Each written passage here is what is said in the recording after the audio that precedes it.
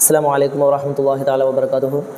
പ്രിയപ്പെട്ട വിദ്യാർത്ഥികളെ, നമുക്കറിയാവുന്നതുപോലെ തന്നെ വളരെ സിമ്പിളായ രീതിയിൽ തജ്വീദ് പഠനവുമായി ബന്ധപ്പെട്ട് തജ്വീദിൽ ഉൾപ്പെടുന്ന ഓരോ കാര്യങ്ങൾ തദ്രീബ് തിലാവയിൽ കൃത്യമായ ചിത്ര വിശകലനത്തോടുകൂടെ തന്നെ നൽകിയിട്ടുണ്ട്. അതെങ്ങനെ മനസ്സിലാക്കണം എന്നുള്ളതിൻ്റെ വളരെ ലളിതമായ ചില വിശദീകരണങ്ങൾ മാത്രമാണ് ഈ ക്ലാസ്സുകളിൽ ഈ ചാനലിൽ നിങ്ങൾക്ക് ലഭിക്കുന്നത്. അപ്പോൾ വീഡിയോ അവസാനം വരെ കണ്ട് കൃത്യമായിട്ട് കാര്യങ്ങൾ മനസ്സിലാക്കുക. അപ്പോൾ നിലവിൽ നമ്മൾ 8ാമത്തെ പാഠത്തിലാണ് എത്തി നിൽക്കുന്നത്. തദ്രീബ് തിലാവ 4ാം ക്ലാസ്സിലെ തദ്രീബ് തിലാവയിലെ 8ാമത്തെ പാഠം. അപ്പോൾ അറബി ഭാഷയിലുള്ള നീട്ടാൻ ഉപയോഗിക്കുന്ന മദ്ദക്ഷരങ്ങളായ അലിഫ്, വാവ്, യാ തുടങ്ങിയവ കൊണ്ട് വ്യത്യസ്ത തരം മദ്ദുകളുണ്ട്. അപ്പോൾ ആദ്യം നമ്മൾ മദ്ദുൽ അസ്ലി മുമ്പ് പഠിച്ചു കഴിഞ്ഞു. സാധാരണ നീട്ടാനുള്ള അലിഫ്, വാവ്, യാ അതാണ് മദ്ദുൽ അസ്ലി. അതിൽ പ്രത്യേക നിയമങ്ങളൊന്നും വരുന്നില്ല. ഇനി മദ്ദ് മുത്തസിൽ, മദ്ദുൽ മുൻഫസിൽ എന്ന പാഠഭാഗത്തേക്ക് കടക്കുമ്പോൾ നമ്മൾ ശ്രദ്ധിക്കുക, വളരെ സിമ്പിളായിട്ട് മനസ്സിലാക്കാം. മദ്ദുൽ മുത്തസിൽ എന്ന് വെച്ചാൽ ഇവിടെ ഒരു മദ്ദുണ്ട്, ജാ അ. ഈ പേജിൽ ആദ്യത്തെ പേജിൽ ജാ അ എന്ന് കാണുന്നിടത്ത് ഒരു മദ്ദുണ്ട് നീട്ടാൻ.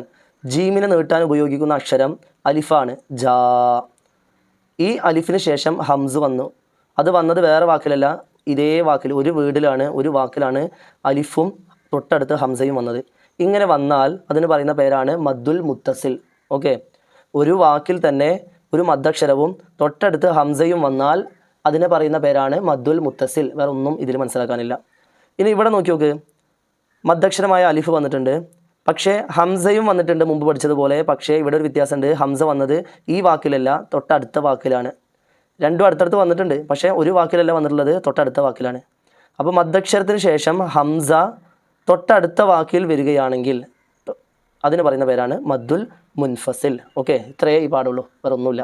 ഇപ്പോൾ മുത്തസിലും മുൻഫസിലും തമ്മിലുള്ള വ്യത്യാസം, മദ്ദക്ഷരത്തിന് ശേഷം ഹംസ അതേ വാക്കിൽ തന്നെ വന്നിട്ടുണ്ടെങ്കിൽ അതിന് മദ്ദുൽ മുത്തസിൽ എന്നും, മദ്ദക്ഷരത്തിന് ശേഷം ഹംസ തൊട്ടടുത്തുള്ള വാക്കിലാണ് വന്നതെങ്കിൽ അതിന് പറയുന്ന പേര് മദ്ദുൽ മുൻഫസിൽ. ഇതോടുകൂടി നമ്മുടെ ഈ പാഠം കഴിഞ്ഞു. ഓക്കെ, ഇവിടെ മനസ്സിലാക്കേണ്ടത് മദ്ദക്ഷരം, ഇവിടെ അലിഫിൻ്റെ ഉദാഹരണം കൊടുത്തിട്ടുള്ളത്, യാ ആവട്ടെ വാവാവട്ടെ സെയിം നിയമമാണുള്ളത്. ഇവിടെ മുകളിൽ നോക്കി നോക്ക്, അടുത്ത പേജിൽ അലിഫിന് ശേഷം ഹംസ വന്നു, സവാ ഒറ്റ വീടിൽ വന്നത്. അപ്പോൾ ഇതേതാ മദ്ദുൽ മുത്തസിൽ. ഇവിടെ നോക്കി നോക്ക്, മദ്ദക്ഷരമായ യാ വന്നിട്ടുണ്ട്, ഹംസയും വന്നിട്ടുണ്ട്, തൊട്ടടുത്ത വാക്കിലാണ്. യാ ഇപ്പുറത്തെ വാക്കിൽ, ഹംസ തൊട്ടടുത്ത വാക്കിൽ.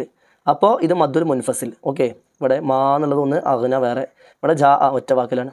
ഇതാണ് മദ്ദുൽ മുത്തസിലും മുൻഫസിലും. അപ്പോൾ ഈ പാഠം വിശദമായിട്ട് ഓരോ ഉദാഹരണങ്ങൾ വെച്ച് വായിച്ച് നോക്കുക. എക്സാമിന് ഇതേപോലെ ഒരു വരി തന്നിട്ട് അതിൽ മദ്ദ് മുത്തസിലാണോ മുൻഫസിലാണോ, ഇനി മദ്ദക്ഷരമുള്ള വാക്കെടുത്ത് എഴുതാൻ പറയുക, അങ്ങനെ എന്ത് ചോദ്യം ചോദിച്ചാലും സിമ്പിളായി കിട്ടണം. ഇത്രയും മനസ്സിലാക്കാവുള്ളൂ. മദ്ദക്ഷരത്തിന് ശേഷം ഹംസ അതേ വാക്കിൽ വന്നാൽ മദ്ദുൽ മുത്തസിൽ, മദ്ദക്ഷരത്തിന് ശേഷം ഹംസ തൊട്ടടുത്ത വാക്കിലാണ് വന്നതെങ്കിൽ അലൈന എന്നുള്ളവിടെ മദ്ദക്ഷരവും, ഇല്ല എന്നുള്ള ഹംസ തൊട്ടടുത്ത വാക്കിലാണ്, അങ്ങനെ വന്നാൽ മദ്ദുൽ മുൻഫസിലുമാകുന്നു. ഓക്കെ, ഈ പാഠത്തിൽ ഒരു ദുആ ഉണ്ട് അവസാനം, അത് നന്നായി പഠിക്കുക. നോട്ട്സൊക്കെ കറക്റ്റായി മുമ്പ് പറഞ്ഞ രീതിയിൽ എഴുതുക. ഓരോ പാഠത്തിലും എങ്ങനെ നോട്ടുകൾ എഴുതണം, അതുപോലെ ഏത് രൂപത്തിൽ പഠിക്കണം, എല്ലാം വിശദമായിട്ട് ഇതേ ചാനലിൽ നിങ്ങൾ ഇതിന് മുമ്പ് അപ്ലോഡ് ചെയ്തിട്ടുണ്ട്. അതനുസരിച്ച് ഓരോ പാഠം കൃത്യമായി പഠിച്ച് നന്നായി മാർക്ക് വാങ്ങുക. ഓക്കെ, ഇത്തരത്തിലുള്ള ഉപകരിക്കുന്ന രീതിയിലുള്ള വ്യത്യസ്ത ക്ലാസ്സുകൾ ലഭിക്കാൻ വേണ്ടിയിട്ട് ഈ ചാനലൊന്ന് സബ്സ്ക്രൈബ് ചെയ്യുക. അതുപോലെ തന്നെ നിങ്ങൾക്ക് ഈ ക്ലാസ് ഇഷ്ടമായെങ്കിൽ നല്ല അഭിപ്രായം അറിയിക്കുക. ഇൻഷാ അല്ലാഹ്. അസ്സലാമു അലൈക്കും വറഹ്മത്തുള്ളാഹി വബറകാതുഹു.